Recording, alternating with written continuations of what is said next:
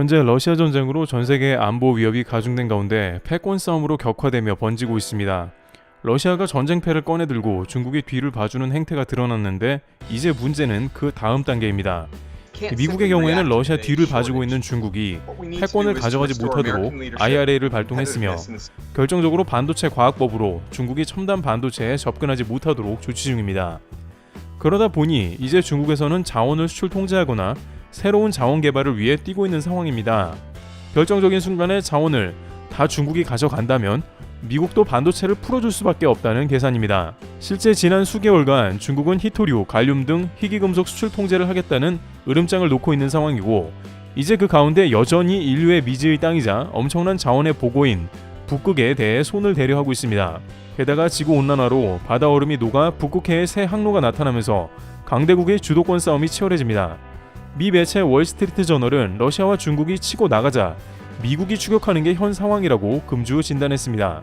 북극해는 과거에 천연자원 채굴을 위해 다수 국가가 비교적 평화롭게 협력하는 광활한 해역이었습니다. 그러나 해빙이 녹아 남쪽 가장자리에서 선박 운항의 폭이 넓어지자 다른 저위도 해역에서와 같은 쟁탈전 양상이 펼쳐지고 있으며 이는 앞서 논한 자원 패권 싸움이 열리는 상황인 겁니다. 러시아는 최근 수개월 동안 폭격기에 북극해 정찰을 늘렸고 북극해 남쪽까지 감시 범위를 넓히고 있습니다. 그런데 노르웨이 정부 당국은 러시아의 전략무기 중요성이 커졌다는 점을 원인 가운데 하나로 지적했습니다.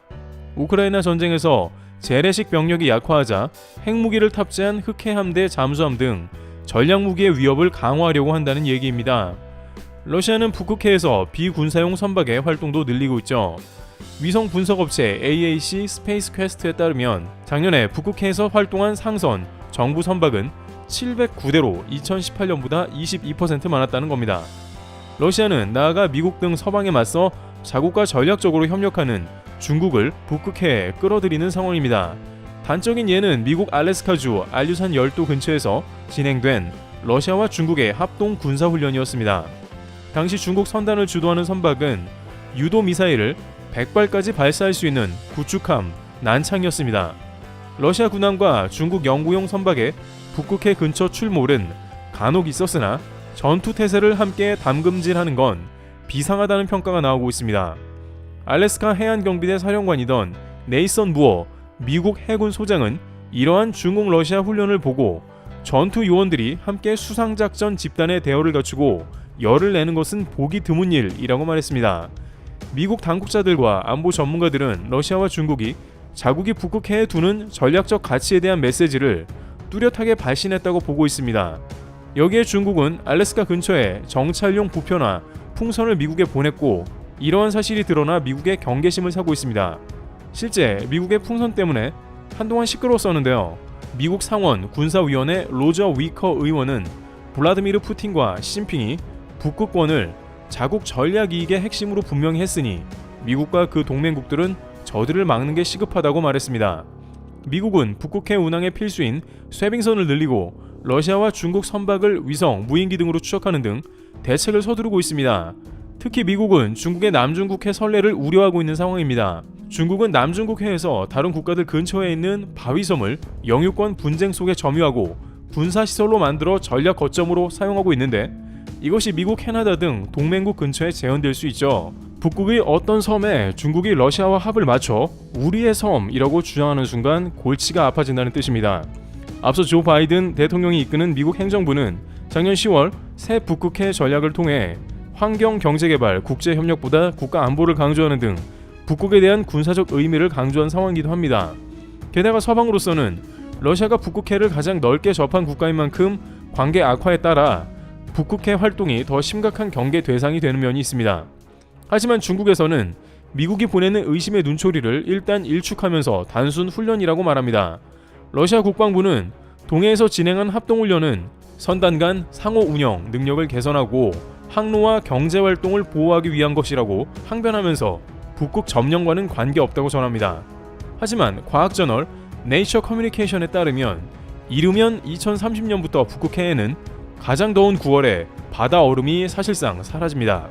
해운업계는 러시아 북쪽 해안이 수에즈운하 남쪽 해양을 대신해 유럽과 동아시아를 잇는 최단 항로가 될 것으로 보고 있습니다. 훨씬 많은 선박들이 북극을 향하게 된다는 뜻입니다. 그러나 러시아는 이 북극 항로를 자국이 규제하며 중국 둥지에 에너지를 수출할 것으로 기대하지만 미국은 자국 알래스카 근처 베링해를 통과하게 될 이 교역로에 남중국 해처럼 항행의 자유를 압박합니다. 그러다 보면 러시아, 중국의 편과 미국 동맹의 편이 갈라져 다툼이 생길 수 있다는 이야기입니다. 게다가 중국은 이미 지난 7월에 벌써 13번째 북극해 과학 탐사에 나서고 있습니다. 중국은 반도체 등에서 막히자 더욱 자원 탐사나 확보에 대해 열을 올리고 있는 상황이기도 한데요. 중국 국가자원부가 주식한 이번 탐사는 북극해의 대기, 해빙, 해양 수면 아래 환경 등에 대한 조사를 수행합니다. 홍콩 SMP에 따르면 중국 극지연구소가 북극해에 대규모로 배치될 수중 청취장치 실험을 끝냈습니다. 이 장치 배치를 통해 음향 정보를 수집해 통신, 항법, 위치 추적 등 다양한 분야의 정보를 얻습니다. 미국 정부는 핵 잠수함의 이동과 은닉에 사용될 수 있는 빙하로 덮인 북극해에서 중국의 활동에 강력 반대해 왔는데 이제 중국이 러시아와 대놓고 손을 잡고 북극에서 활개를 치고 돌아다니기 시작했다는 뜻이기도 합니다. 러시아도 원래 미국과 같이 중국 행동을 반대하다가 최근 몇 년간 중국과 밀착하면서 태도가 다소 누그러졌습니다. 여기에 중국은 스스로를 근북극 국가라고 선언하면서 북극권을 1대1로에 포함하겠다는 구상을 구체화했습니다. 그러면 결국에는 북극에서 어떤 구실을 들어서 중국이 지배하고 자원을 독점하려 할 가능성이 큽니다. 중국은 게다가 북극뿐만 아니라 남극에도 올 초에 제5기지 건설을 진행하며 극지방 활동을 늘려갑니다. 미 정부는 이에 대해 인민해방군의 감시 능력이 한층 강화되어 가고 있다고 우려했습니다. 그러다 보니 이제 미 해군을 위시한 국방부에서는 이러한 중국 러시아 밀착에 의한 북극 확장을 우려합니다. 여기에 북극 지방에 러시아와 함께 가장 많은 부분을 접하고 있는 캐나다 역시 근심이 깊어집니다. 그러다 보니 이들 국가는 향후 30년간 군함의 건조와 운용에 대한 대책 설립에 들어갔습니다. 미국의 경우에는 당장 노후 군함 교체를 비롯해 유지 보수하는 데 막대한 자원이 필요하며 캐나다는 전 세계에서 가장 긴 연안을 가지고 북극을 접해 잠수함 12대 교체 사업을 하려 합니다. 이는 미국이 패권을 유지하며 캐나다가 중국을 경계하는 데 가장 중요한 요소이기도 합니다. 결국 미국과 캐나다는 북극의 패권을 가져가는데 한국을 전격 고려하고 투입하려 하는 상황인데요.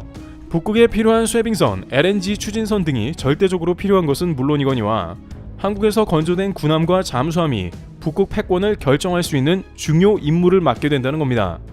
캐나다 매체는 한국의 군함 건조 속도를 비롯해서 규모가 타의 추종을 불허한다는 의견을 냈는데요. 우선 미 국방 여론조사 기관 리얼 클리어 디펜스는 전세계 조선소 절반이 중국에 있다고 지적하면서 미국이 중국의 조선업과 군함 건조를 따라잡는 대안은 한국과 일본이라는 언급을 한 것입니다. 캐나다 역시 80조 원의 잠수함 교체 사업에서 한국과 일본의 잠수함 업체를 비교하고 있습니다. 실제 캐나다 해군 관계자는 올 4월에 왔었고 10월에 일본과 한국을 다시 방문하게 됩니다. 두 국가의 디젤 잠수함을 비교하면서 캐나다 해안 방어선과 북극 안보를 지키는 것이죠.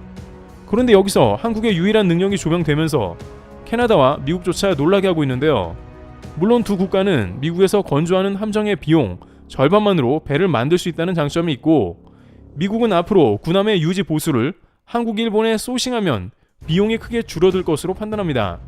그런데 캐나다의 한 디펜스 매거진에서는 최근 보도에서 한국의 잠수함 건조 능력을 조명했는데 한국과 일본이 캐나다 잠수함 수주전에 동시에 뛰어들지만 사실상 세 군데라고 평가한 것입니다. 이들은 애초에 한국의 현대중공업과 한화오션이 공동으로 컨소시엄을 구성할 걸로 봤습니다.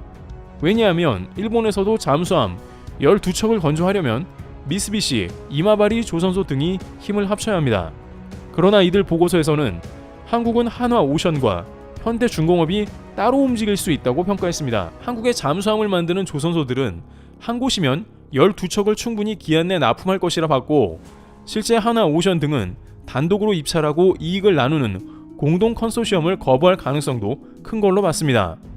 한국 조선소 한 곳은 캐나다 잠수함 12척을 모두 커버할 수 있다고 감탄한 것입니다. 따라서 캐나다 잠수함 입찰은 3대1의 경쟁률이지 결코 한일전의 1대1 싸움이 아니라는 이야기입니다. 발주하는 국가에서도 의견 충돌이 잦을 수 있는 연합, 컨소시엄보다는 개별 기업을 더욱 신뢰하게 되는데요. 실제 현대중공업과 하나오션은 각각 매년 함정을 몇 척 이상 건조할 능력이 된다 보고하고 있습니다. 이러한 생산 기술과 건조 능력은 급변하는 패권 싸움이 격화하는 세계 각지에서 더욱 필요한 상황이죠. 미 국방부가 2030년까지 약 350척의 함정이 필요하며 캐나다 역시 길게 시간을 끌 수는 없습니다. 게다가 한국의 잠수함의 경우 이제 폴란드에서도 발주 가능성을 검토하고 있는 사안이기도 합니다. 폴란드는 유럽 영내 조달의 룰을 깨고 프랑스의 나발, 독일의 티셴크루프, 노르웨이의 사브에 더해 한국을 입찰에 참여시킴으로 해서 더욱더 잠수함 경쟁을 치열하게 가져가고 있습니다. 한국이 단순히 경쟁에 가격을 떨어뜨리려는 용도가 아님은 현재 누구나 알 수 있습니다. 폴란드는 한국의 납품과 실력, 유지 및 보수와 교육까지 종합 패키지를 가장 잘 알고 있는 국가로 한국의 잠수함을 발주할 가능성이 작지 않으므로 주변국은 빠르게 선주문해야 함을 뜻합니다. 이미 K9 자주포, FA-50을 비롯한 수많은 무기들은 주문이 밀려 빠른 결정이 필요하기 때문입니다. 이와 같이 북극의 패권 다툼은 이제 한국의 군함과 잠수함 납품과도 관련되고 있는 국면입니다. 전 세계가 어려운 경제 상황 가운데 한국의 방사는 가장 중요한 먹거리 중 하나가 되어가고 있습니다. 트리블 튜브였습니다. 감사합니다.